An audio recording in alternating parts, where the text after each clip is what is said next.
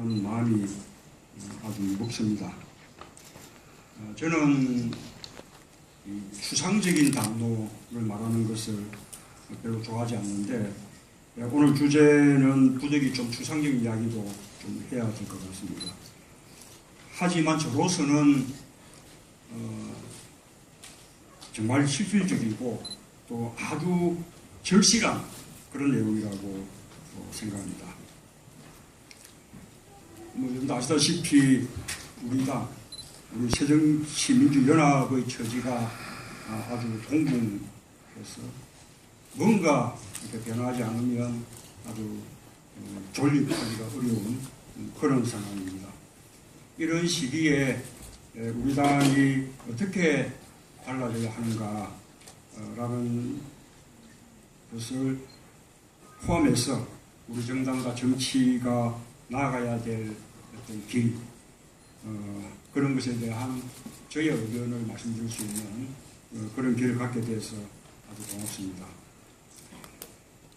세월호 참사가 났을 때 모두가 말했습니다. 참사 이전과 이후가 완전히 달라져야 한다. 지금 5개월 조금 지났고요. 아직도 찾지 못한 실종자가 차디찬 바닷물 속에 아직 10명 남아있는 상황인데 어떻습니까? 또 하나의 거짓 약속, 또 하나의 허망한 다짐이 되어가고 있는 것을 지금 우리는 지켜보고 있습니다. 나라를 바꾸는 계기로 삼자던 당대 최악의 기억이 빨리 듣고 싶은 하나의 사건 사고로 전락하고 있는 그런 모습을 지켜보는 그런 심정이 참 참담합니다. 제대로 된 진실 규명조차 못하고 있습니다. 안전한 대한민국으로 가는 한 발짝도 떼지 못하고 있습니다. 대통령도 정부도 정치도 무책임하고 비정하기 이를 데가 없습니다. 우리 국가, 우리 정치, 우리 정당 이대로는 안 됩니다. 산업화에 이어서 민주화에도 성공한 듯이 보였던, 그래서 선진국이 다 돼 가는 것처럼 보였던 대한민국이 어쩌다가 이렇게까지 됐는지 깊은 성찰이 필요합니다. 지금 우리 정치에 시민은 안중에 없습니다. 국가 운영, 정치, 시장, 사회 모든 질서에서 시민들의 삶은 배제되어 있습니다. 민주주의의 위기, 특히 개의 정치의 위기입니다. 민주주의는 장식에 불과해졌고 무늬만 대의제일 뿐입니다. 국가와 정치와 민주주의에 사람이 없습니다. 국민이 없고 시민들의 삶이 없습니다. 사람 없는 정치, 시민 없는 정당, 시민의 삶이 배제된 민주주의를 넘어서야 합니다. 정치, 민주주의, 국가의 근본은 모두 사람입니다. 정치와 민주주의와 국가가 형식적인 제도에 머물러서는 안 됩니다. 사람의 가치를 실현하는 삶의 방식이어야 합니다. 그럴 때만이 사람이 먼저인 정치, 사람이 먼저인 민주주의, 사람이 먼저인 국가가 실현될 수 있습니다. 따라서 바람직한 정치와 민주주의의 중심에는 언제나 시민의 생활이 있어야 합니다. 이름을 붙이자면 생활 정치와 생활 민주주의입니다. 지금까지의 현실 정치, 현실 민주주의에서 시민은 늘 대상이고 관객이었습니다. 시민의 삶은 주변으로 밀려났습니다. 이제 시민의 주권, 시민의 삶을 정치적으로 복원시켜야 합니다. 시민에게 주권자의 지위가 제대로 가도록 그렇게 만들어야 합니다. 시민이 생활의 주권자가 돼야 진정한 시민 주권이 실현될 수 있습니다. 시민들이 자기 생활의 주체로서 실질적이고 자율적인 결정권을 가질 수 있어야 합니다. 정치와 민주주의와 국가의 근본에 시민의 삶이 있고 시민이 자기 생활의 실질적 주권자가 되는 새로운 민주주의로 바뀌어야 합니다. 그것이 생활민주주의입니다. 생활민주주의를 위해 정당도 시민 속으로 들어가야 합니다. 시민의 삶을 온통 끌어안아야 합니다. 세월호 참사를 계기로 대한민국이 달라지려면 정치의 근간인 정당부터 바뀌어야 합니다. 정당은 시민의 생각, 시민의 생활에 가장 민감해야 합니다. 시민과 분리되거나 시민의 변화된 삶을 외면하는 정당은 있을 필요가 없습니다. 우리 정당은 지금 시민들로부터 분리됐습니다. 출마자들의 카르텔 정당이라고 조롱받고 있습니다. 아래로는 풀뿌리 대중 기반이 없는 뿌린 정당입니다. 위로는 정치 자영업자들의 담합 정당입니다. 운영 방식은 낡고 부실해서 망해가는 중소기업 수준입니다. 정당에 정치다운 정치가 없고 민주주의가 없고 시민도 없습니다.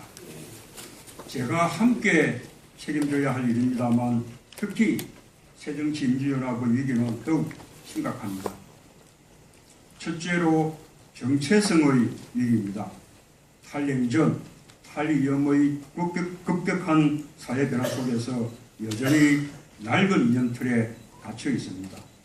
새로운 가치와 방향, 비전을 제시하지 못하고 있습니다.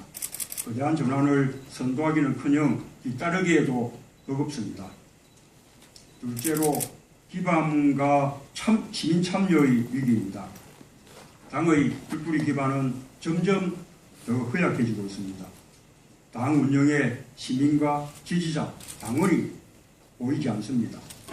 유권자와 시민은 네트워크 속에서 존재하고 활동하는데 당은 네트워크 밖의 섬으로 그렇게 따로 존재하고 있습니다.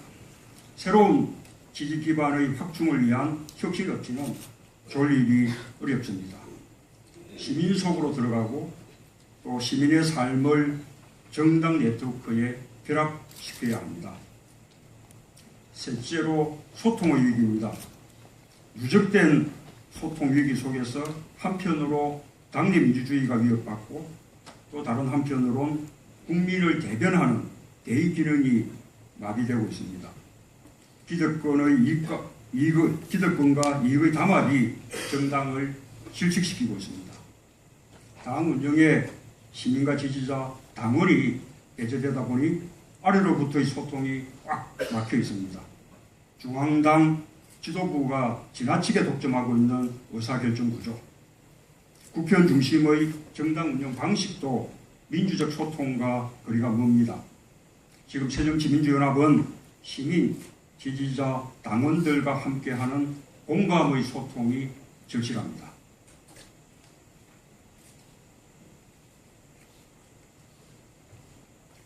우리 새정치민주연합은 이제 생활정당으로 바뀌어야 합니다. 국민들의 삶의 문제를 해결해주는 정당, 그러기 위해서 국민들의 삶의 현장을 활동의 중심에 두는 정당이 생활정당입니다. 정치와 민주주의의 중심에 시민의 삶을 두고 시민의 삶 속으로 들어가는 정당입니다. 그렇게 해서 국민들에게 민주주의가 내 삶의 민주주의가 되고 정당이 내 삶의 정당이 돼야 생활민주주의가 실현될 수 있습니다. 제가 생각하는 생활정당의 모습은 이렇습니다. 첫째, 시민의 삶 속으로 들어가는 생활정당이 되어야 합니다. 시민의 삶을 정당 정치의 중심에 두고 시민의 삶과 가장 밀접하게 결합해야 합니다. 시민의 삶이 정당 정치의 핵심 내용일 뿐만 아니라 정당 정치의 방식이어야 합니다.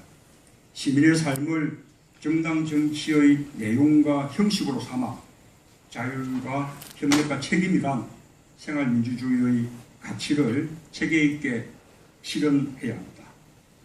따라서 생활정당은 오로지 시민과 지지자, 당원의 뜻으로 움직이는 자율정당이어야 합니다. 시민, 지지자, 당원이 계파를 넘어서 함께하는 협력정당이어야 합니다. 시민, 지지자, 당원의 명령에만 충실한 책임정당이어야 합니다. 둘째, 정당을 시민과 당원에게 돌려주는 그런 생활 정당이어야 합니다. 그러려면 당 기반과 참여의 위기를 넘어서야 합니다. 당의 존립을 위태롭게 하는 취약한 당원 기반을 늘려야 합니다.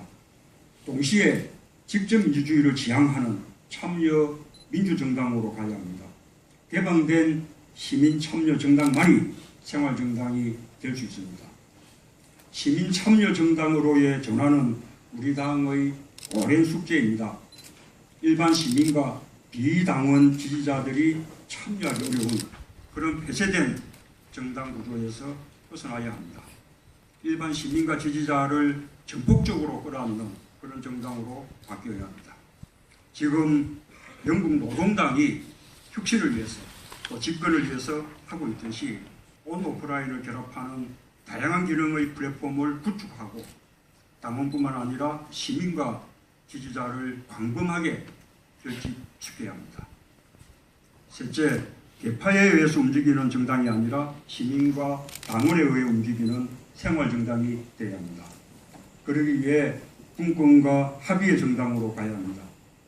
먼저 당의 중앙집권적 권력을 분산시켜서 분권정당으로 바뀌어야 합니다. 분권적 생활정당의 핵심은 중앙당의 권한을 지도당과 각종 위원회로 과감하게 이전하는 것입니다. 당 재정도 분권형으로 운영해야 합니다. 그래야 당의 뿔뿔이 기반이 튼튼해집니다. 또 지역구 국회의원이 없는 원외 지역도 존재감이 생겨서 비로소 전국 정당으로 발전해 갈 수 있습니다. 새정치민주연합은 지금이 마지막 기회입니다. 변화하지 않으면 집권은 불가능합니다. 일본 자민당 장기 독재 같은 일당 독주 시대를 초래할지도 모릅니다. 당의 존립 자체가 어려울 수도 있습니다. 위기에서 벗어나려면 당의 뿌리와 체질과 근본을 다 바꿔야 합니다. 시민의 삶 속으로 돌진해야 합니다. 정당의 진화 없이 민주주의의 진화도 없습니다.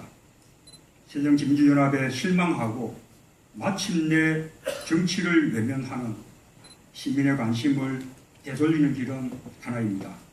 지금까지와는 다른 정치를 과감하게 선택하는 것입니다. 그 시작은 새정치민주연합의 전면적 재구성입니다. 기득권을 버리고 당을 근본적으로 또 원천적으로 혁신해야 합니다. 정치도 사람이 먼저인 정치로 바뀌어야 합니다. 사람이 먼저인 정치는 모든 일을 위한 정치입니다.